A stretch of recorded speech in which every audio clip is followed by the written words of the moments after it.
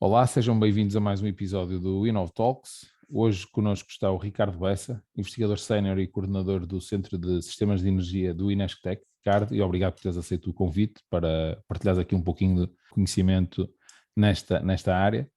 Fazendo só aqui, se calhar, um enquadramento. Portanto, tu és licenciado em Engenharia Eletrotécnica, mestrado em Análise de Dados e Sistemas de Apoio à Decisão, doutorado em Sistemas Sustentáveis de Energia. E, portanto, os teus interesses em matéria de investigação e desenvolvimento são sobretudo as áreas das energias renováveis, dos veículos elétricos e da extração de dados, de conhecimento e apoio à decisão. Recebeste também recentemente um prémio de excelência internacional pelo teu contributo para a previsão da produção de energia elétrica de base renovável. Bem, antes de mais, parabéns, quer pelo prémio, quer pela carreira, por este currículo que está muito abreviado. Depois tens ainda uma série de artigos internacionais publicados, entre muito outro trabalho de cariz, sobretudo de investigação, não é? De produção de conhecimento. E aproveito para lançar aqui uma questão mais, digamos, mais generalista, para depois, se calhar, avaliarmos algumas questões em maior detalhe. Ou seja, no fundo, esta conversa acaba por ser numa altura, num timing particularmente interessante para o tema, interessante do ponto de vista de que estaremos eventualmente a viver ou aparentemente uma crise energética, e que eventualmente também se irá agudizar no próximo outono e inverno, não é? Isto aqui numa lógica mais europeia. A primeira questão que tenho para ti é perceber se isto é mesmo assim. Portanto, estamos de facto aqui num processo de alguma carência do ponto de vista energético e, entretanto, pronto, em função também da tua resposta, vamos tentar perceber e dissecar um pouquinho mais esta questão. Ok. Bem, a resposta não é simples. Eu diria que nós atravessamos seguramente uma crise energética, nomeadamente relacionada com os preços de eletricidade, que é anterior à guerra na Ucrânia. Não está diretamente relacionado. Os preços, nomeadamente do gás natural, têm vindo a aumentar. Deve-se também a algumas notícias relativamente ao possível conflito, que fez com que eles aumentassem, e no caso da Península Ibérica, Portugal e Espanha, a dependência do gás russo é muito marginal, mas no entanto estamos indiretamente afetados porque o preço no mercado a nível mundial aumenta do gás natural e mesmo não comprando ou não importando o gás russo, somos também afetados por isso. Portanto, nós temos neste momento uma crise energética que tem muito a ver com a dependência energética que alguns países têm do gás e do petróleo russo, mas também com algumas questões relacionadas também com as alterações climáticas e com alguma sazonalidade que existe. Nós assistimos há cerca de um ano e meio atrás, em janeiro de 2021, um aumento enorme dos preços de eletricidade. Já nessa altura isso ocorreu, e ao consumo, que era uma combinação de um frio que não era muito normal em alguns países e também do confinamento que ocorreu. Portanto, o que nós estamos, na verdade, na presença, na minha opinião, é um evento de alto impacto e baixa probabilidade. E os sistemas elétricos e os sistemas energéticos, se pensarmos para além da eletricidade, eles não são planeados para este tipo de eventos, até porque isso envolve naturalmente um maior investimento naquilo que é a resiliência do sistema elétrico. E, portanto, os países ocidentais, europeus, não se prepararam para este evento. A Rússia preparou-se. Portanto, a Rússia esteve 6, 9 meses, talvez até mais, a preparar-se para todas as sanções do Ocidente, e tinha estratégias e múltiplas estratégias, planos A, B e C para cada uma dessas sanções. Porque a Rússia controlava precisamente a probabilidade deste evento. Portanto, eles decidiam se o evento ocorria ou não. Nós não. E não houve esse planeamento. Neste momento o que se está a fazer é precisamente encontrar fontes alternativas do gás natural, do petróleo, de forma a diminuir a dependência da Rússia, mas neste momento está-se de alguma forma, e de uma forma se calhar muito informal, a correr contra o prejuízo e a procurar de alguma forma mitigar este impacto. Pronto, não se planeou situações como estas, que tanto poderia ser uma guerra na Rússia, como poderia ser um ataque terrorista, a um outro qualquer infraestrutura crítica, e colocava uma disrupção do fornecimento, por exemplo, de gás natural na Europa durante vários dias, semanas ou meses. Certo. Bem, sem querer entrar naturalmente aqui em política, mas surge-me muitas vezes a questão de como é que a Europa, primeiro se deixou capturar, entre aspas, por esta dependência da Rússia, não é? Isto partindo do pressuposto de que, bem, por conceito, estarmos dependentes de um só, ou não é de um só, porque a Europa não está só dependente da Rússia. Alguns países estão 90 e tal por cento dependentes da Rússia. E isto é válido em qualquer área, não é? Não devemos estar 100% ou quase 100% ou o que seja, dependentes de um só fornecedor. Ainda mais levando em linha de conta que é a Rússia e que de alguma forma é um país com uma democracia um pouquinho questionável. Portanto, era algo que termos, de alguma forma, nos tinha na mão a Europa, mais que não seja por saber que tem essa vantagem. E sabendo que este é um tema, o tema da energia, que a Europa há vários anos vem investindo, não é? Portanto, em alterar fontes energéticas, investir em investigação, em conhecimento, em desenvolvimento, em novas fontes de energia mais limpas, mais, portanto, de autoprodução. Como é que, na minha cabeça, fica a sensação que alguém provavelmente andou distraído durante estes anos, a nível de liderança europeia, para nos deixarmos ficar na mão de um só fornecedor. Como dizias há pouco, não necessariamente Portugal e Espanha, mas aqueles países ali mais próximos, alguns deles, que por sinal precisam provavelmente de mais energia que nós, digo eu, não é? Porque são países onde as amplitudes térmicas são maiores, ou pelo menos o frio é maior, estão altamente dependentes de energéticas da Rússia. Como é que isto aconteceu? Do ponto de vista, quer dizer, já explicaste um pouquinho, do ponto de vista técnico, é algo que é imprevisível, não é suposto acontecer, mas deveríamos ter um plano B, desde logo. Faz sentido esta questão para ti? Sim, eu diria, há aqui se calhar 4 motivos que explicam a situação em que estamos, para não me esquecer dos 4, mas um deles é a Europa é baseada na confiança. Portanto, uma das questões, a Europa constrói-se e opera-se, a União Europeia, na base da confiança. E essa base de confiança confiou-se no acordo que se tinha com a Rússia, nomeadamente alguns países membros, principalmente o caso da Alemanha, que confiaram e decidiu-se, inclusive, reforçar essa dependência, porque é isso que estamos a falar. A tendência era, se nada disto tivesse acontecido, era de reforçar a dependência da Rússia. Isso foi algo que foi fatal. Um outro ponto que também me parece importante é que nós estamos a fazer uma descarbonização, portanto há aqui vários países, uns mais avançados que outros, mas uma descarbonização demora muito tempo.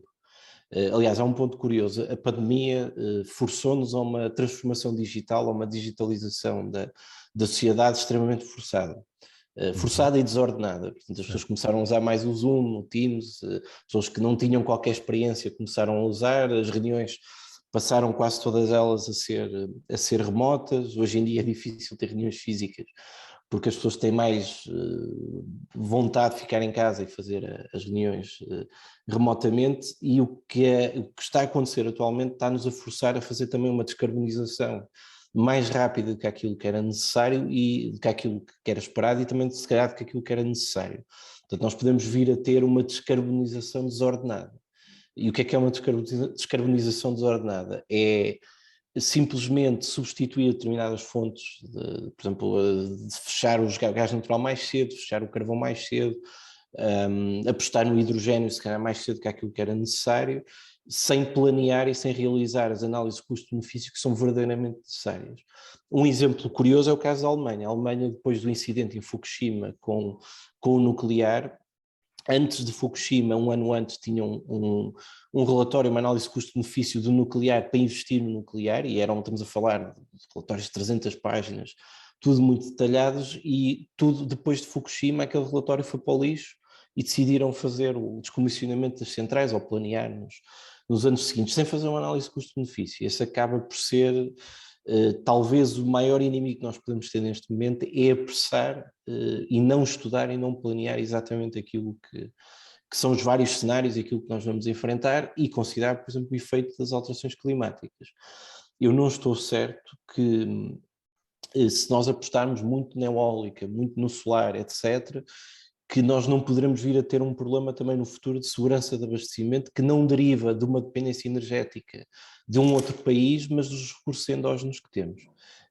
As alterações climáticas e os cenários que estão em cima da mesa alteram significativamente a disponibilidade do recurso eólico, por exemplo, na Península Ibérica, e o alterou na América Central e América do Norte. O El Niño, que foi um fenómeno atmosférico que foi também muito falado há uns anos e caiu no esquecimento, alterou significativamente o regime de ventos na América do Norte e América Central e a rentabilidade de alguns parques eólicos. Pronto, e naturalmente também a segurança de abastecimento. Portanto, essas são duas razões que me parecem importantes e há uma outra razão que eu acho que é muito importante, que é a forma como a Europa planeia, se é um planeamento conjunto, se é um planeamento ao nível do Estado-membro. Há um caso curioso, a Alemanha e a Espanha, há muitos anos atrás, quando investiram fortemente na produção renovável, essencialmente eólica, são países que Espanha tem as regiões autónomas e no caso da Alemanha tem é um Estado federal, portanto tem as várias regiões ou zonas, não sei o nome em concreto. E as metas e o planeamento era feito por aquelas regiões, aceitavam mais eólica, portanto havia ali às vezes até uma competição. O que é que ficou para trás? O reforço da rede elétrica e o planeamento da rede elétrica como um todo, olhando para o país como um todo e reforçando. No caso da Alemanha, implicava levar produção eólica do norte para o sul da Alemanha, sendo que no sul está mais indústria e no norte teria mais recurso. Começaram problemas técnicos, adiamento de construção de parques por limitações técnicas, porque o planeamento não foi centralizado, não foi feito um planeamento único da rede elétrica. Há mais do que um operador de rede, também não ajuda, e portanto havia essa falha. O que acontece na Europa acaba por ser isso. Há uma política europeia para a energia que depois é adotada pelos Estados-membros. À partida, a adoção e verter essa política para os decretos-lei, o que seja, em cada país, ela segue normalmente à risca a política europeia, mas a sua implementação na prática é diferente. Isso faz com que os países não só andem a diferentes velocidades, como não exista um pensamento comum. O exemplo das interligações, quer de eletricidade, quer de gás natural, é um bom exemplo. Elas têm que ser reforçadas, a gente concorda isso, agora é um consenso ter interligação Península Ibérica, resto da Europa, gás natural, tem que ser, mas há 10 anos atrás era evidente e esse planeamento comum a nível europeu teria que ter sido feito para o bem comum. Isso impede-nos, por exemplo, de reduzir a dependência do gás natural russo. Há uma opção, que é a importação de gás dos Estados Unidos, que Portugal faz, não tenho agora as percentagens, mas penso que ainda era significativa, mas o custo de importar um gás em estado líquido, etc., é muito superior e provavelmente não será competitivo, mas é uma opção que existe. Essas três razões, havia uma quarta que agora não me está a ocorrer, mas que explica de alguma forma a situação onde nós estamos neste momento, mas que não tem... É resolúvel e acho que o caminho que está a ser tratado é o caminho mais correto. A quarta razão também tem a ver com os interesses de cada país em termos de tecnologia. Portanto, França tem uma aposta no nuclear porque tem uma indústria nuclear bastante forte. Portugal tem apostado nas tecnologias renováveis, na eólica e mais recentemente no solar, mas nós não temos uma indústria, nem estamos a construir isso nem para o hidrogênio. E por isso esses interesses muitas vezes económicos que depois são passados a nível político, como vimos por exemplo num gás natural e um ex-chanceler estar a ser precisamente um dos diretores da empresa que está a fazer o reforço da interligação, cria aqui também um certo conflito de interesses entre os Estados-membros e a indústria dos Estados-membros que também não permite que se consiga fazer a transição energética de uma forma tão rápida. O nuclear neste momento não é consensual a nível europeu. A França tem puxado a política nesse sentido, mas há muitos Estados-membros que que não concordam e em alguns casos, em alguns Estados-membros, faz completamente sentido. O caso nacional não faz sentido pensar em nuclear num país com a nossa dimensão e com as nossas características. Sim, mas aí, no caso da Alemanha, por exemplo, fechou, portanto, tinha 6 centrais nucleares, não é? E fechou 3 delas recentemente, creio que foi no ano passado até. Algo que já estava previsto. França não tenho de cabeça os números, mas tenho ideia que são mais de 60 centrais nucleares. É um número completamente desproporcional face à Alemanha. E isso faz-me surgir aqui uma questão, que é, nós na Península Ibérica temos gasodutos vindos da Argélia, não é? Temos gás pronto, que agora existem também alguns problemas ali com o Reino de Marrocos, não é? Mas nós somos também abastecidos por conduta, portanto, pela Argélia. Porquê é que a Península Ibérica não abastece o resto da Europa? É quer dizer, ou seja, abastece-se assim, não é? Abastecemos nós e Espanha, mas depois não há infraestrutura para seguir para cima, digamos assim. Terá alguma coisa a ver com esta questão de França de ter uma aposta no nuclear muito forte e não lhe interessar de alguma forma estar a investir em infraestrutura de gás, uma vez que não necessita, ou não necessita tanto? Sim, esse acaba por ser um dos principais motivos. Imagino também possam existir algumas questões técnicas. Eu não sou especialista, mas no caso das interligações elétricas existiam, que eram os Pirineus, e a interligação mais recente foi feita em corrente contínua em alta tensão num cabo subterrâneo, que tem naturalmente custos muito superiores a uma linha, a uma interligação tradicional, como por exemplo temos com Espanha, mas naturalmente que França não tem muito interesse ou não tinha muito interesse em ter reforçada ou ter uma interligação com gás com a Península Ibérica, porque há as questões do nuclear e também não sei se isso interessa ou interessava a outros Estados-membros, porque a própria Alemanha também provavelmente não veria isso com grande interesse, porque estava precisamente a investir numa alternativa, reforço da alternativa, que é com a Rússia. A questão de nós importamos da Nigéria, do Niger e da Argélia, houve um gasoduto que foi recentemente fechado e reforçado um outro.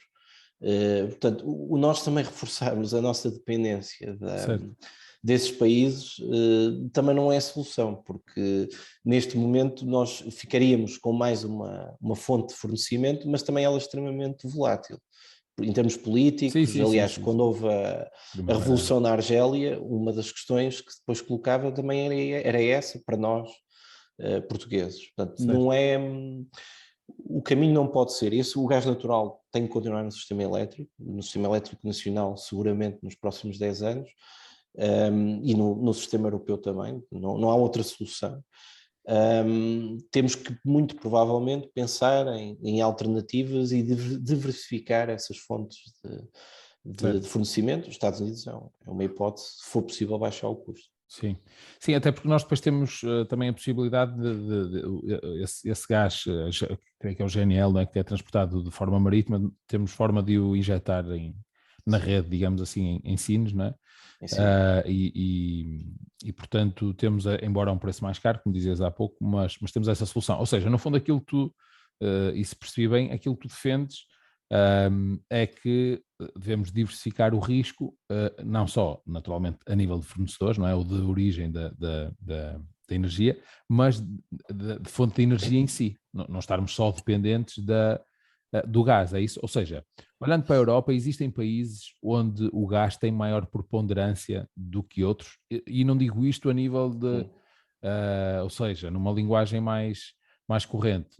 Obviamente que a Finlândia terá maior necessidade, devido às condições climatéricas de consumo. Quem diz Finlândia diz muitos outros países, não é? Até a própria Alemanha, de consumos, de aquecer as suas casas, e depois do ponto de vista industrial, igualmente. E Portugal eventualmente até menos, tem mais horas solares, depois há PC mais horas solares, não é como é o nosso caso. Portanto, mas do ponto de vista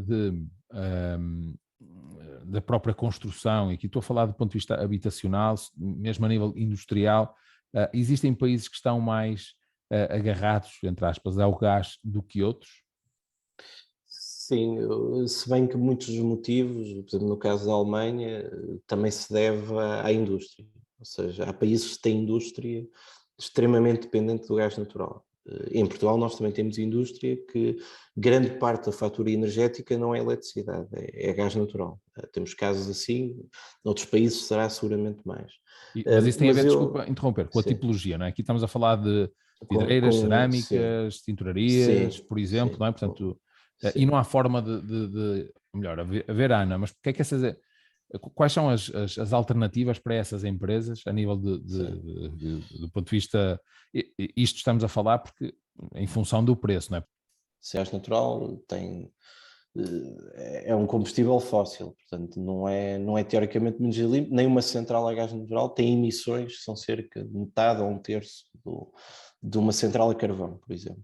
Certo, A tendência para essas indústrias, e é o que está a ser de alguma forma estudado em Portugal e que está a ser feito para algumas empresas, é usar o hidrogênio verde.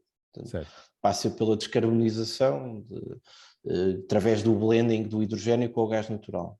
Não estamos a falar, e as turbinas atuais a gás que essa indústria tem dificilmente queimam o hidrogênio misturado com gás natural acima de 20%, o blending da mistura. Isso aí terá que ser, a tal transição energética terá que ser dada a esse nível e não podemos pensar numa eletrificação total dessas indústrias, que isso é absolutamente impensável. Iria aumentar extremamente o consumo e provavelmente iríamos precisar novamente de ter centrais que não sejam totalmente renováveis. Aliás, nós se pensássemos a mobilidade elétrica, se todos se eletrificássemos toda a frota de veículos elétricos a nível nacional, aí teríamos de ter, por exemplo, uma central nuclear. Isso é absolutamente inevitável. Estamos a falar num aumento considerável, um diagrama de cargas, em horas onde não há um pico de produção solar, ou não existe praticamente, e solar e eólica ainda menos, isso teria esse desafio. Mas Mas não eu é para não aí que acho... caminhamos? E desculpa estar a fazer, mas dá uma Não, sugestão. sim, Supostamente não é para aí que caminhamos, ou seja, há imensas marcas de carros, por exemplo, que já não têm carros a gás, já não vendem carros a gasóleo, vendem alguns híbridos e existem alguns compromissos. Há dias falava aqui, já não sei se era com o Fernando da Mobinov ou o Joel da Famel, que dizia que, creio que foi o Joel, que dizia que, portanto, a Volvo e outra marca qualquer tinha um compromisso com a União Europeia de deixar de produzir carros a combustão já até, salvo erro, 2025, e espero não estar a dizer nenhuma asneira, mas é curto prazo, portanto, estamos a falar de um horizonte temporal muito curto. Se assim for, qual é a solução? Ou seja, em teoria, não é? É isso que vai acontecer. é assim, eu acho que, quer dizer, a minha opinião pessoal é que a eletrificação dos transportes está a ser, a minha opinião, mais rápida do que aquilo que eu pelo menos esperava. E provavelmente essas estimativas serão bastante pessimistas relativamente ao que vai acontecer.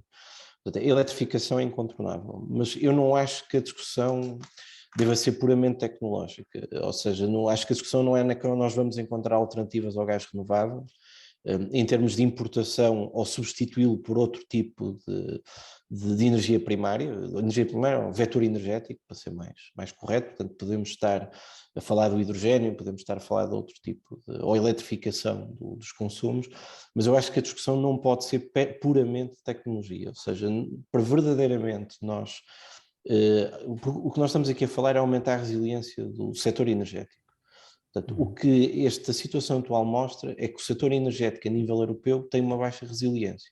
Nós tivemos um evento inicial que foi um cenário de algum de conflito que não se verificou, mas aumentou a especulação nos mercados, nomeadamente no preço do gás natural e do petróleo e outros fatores que levaram a isso.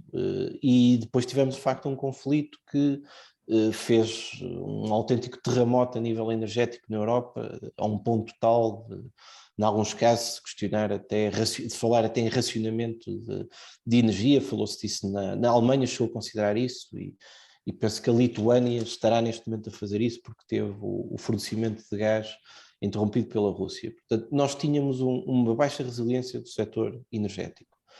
e não é estudada, não é medida a resiliência. Nós não sabemos neste momento, não sabemos qual é a resiliência do nosso setor energético.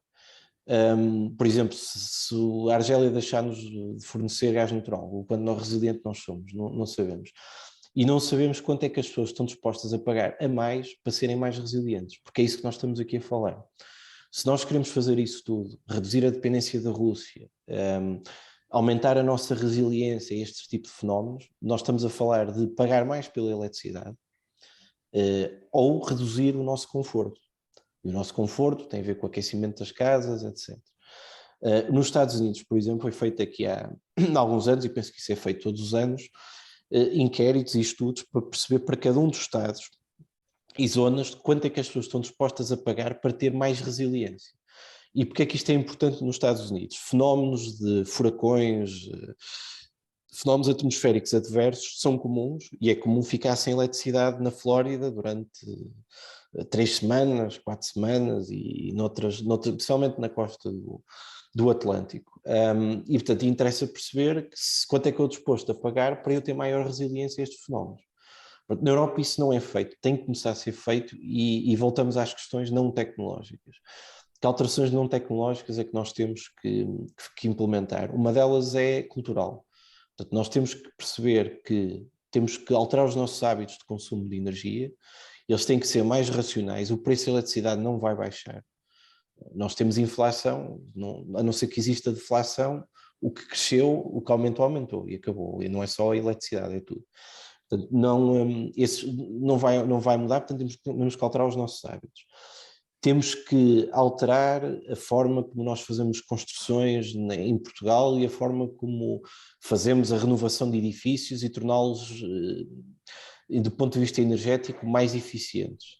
Como, por exemplo, os países nórdicos fazem, e vezes também têm suas surpresas. Ainda há uns 2 ou 3 anos na Suécia chegaram a estar a 30 e tal graus e incêndios, por exemplo, e aqueles edifícios todos energeticamente também não eram muito confortáveis, mas temos que pensar isso, e temos que investir naquilo que é a flexibilidade do consumo, onde Portugal está extremamente atrasado neste momento. Portanto, um consumidor não tem qualquer tipo de incentivo económico e não económico, é necessário também temos incentivos não económicos para ser mais flexível no seu consumo. Um consumidor doméstico, um consumidor industrial tem alguns incentivos, o preço da eletricidade faz sua diferença, mas tem investido muito no autoconsumo, e houve um projeto piloto da ERSE que está ainda a alguns consumidores a oferecerem flexibilidade. Mas estas alterações culturais são essenciais. Outro tipo de alterações que nós temos que ter são alterações regulatórias. Do ponto de vista de regulação do setor, há diretivas europeias que foram aprovadas, nem todas ainda foram totalmente transpostas para a legislação nacional, mas uma coisa é eu ter um decreto-lei com um determinado de novas medidas, todas elas muito interessantes, como as comunidades de energia, etc. E outra coisa é implementar na prática e criar as condições para que o investimento privado permita desenvolver todos esses conceitos que são inovadores. As comunidades de energia é um exemplo de... Vê-se muito nas notícias, mais uma comunidade de energia em determinado local, etc., mas estamos a falar apenas e só de autoconsumos coletivos.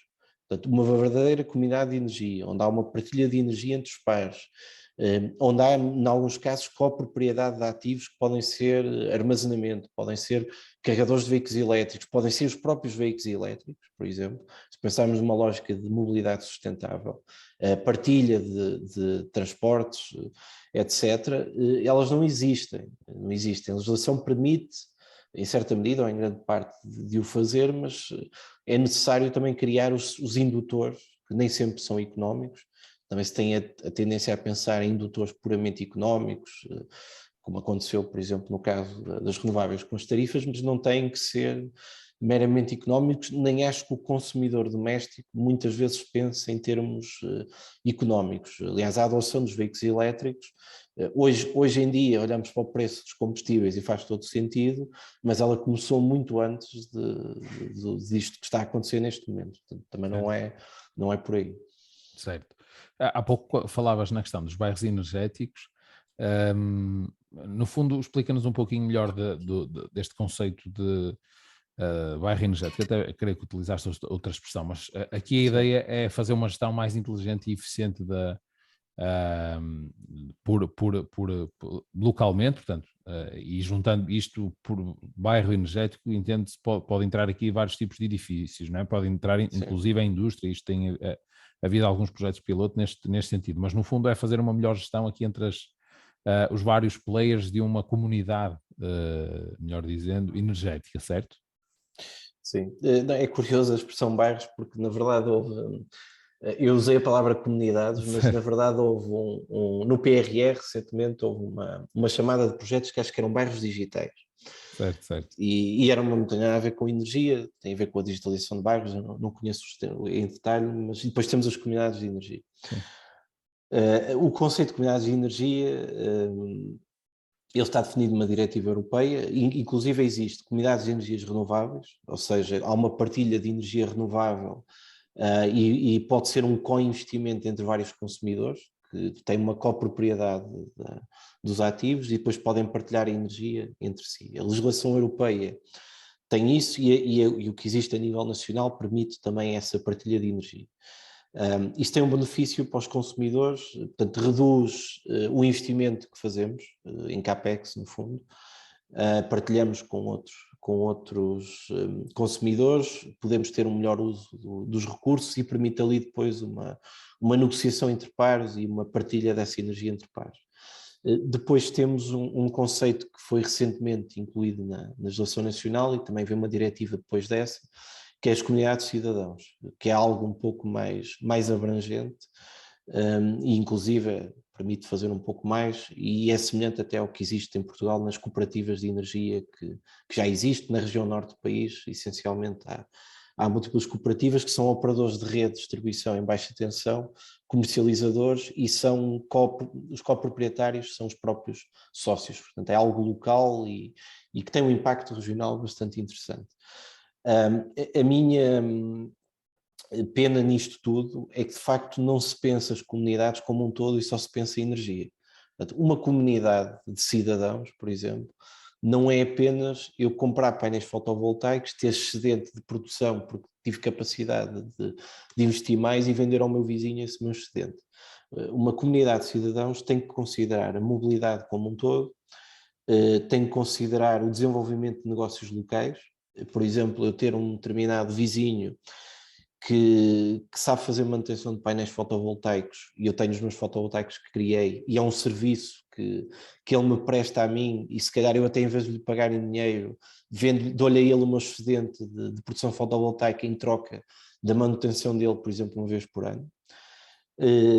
É ter uma digitalização a um nível onde as pessoas se sintam de facto membros de uma comunidade e que partilhem estes serviços e os seus dados e o seu excedente de energia, os seus ativos, a questão da mobilidade novamente, e que co-investam em ativos que sejam um benefício como um todo, e isso não pode ser apenas visto do ponto de vista puramente da energia e do investimento em painéis fotovoltaicos.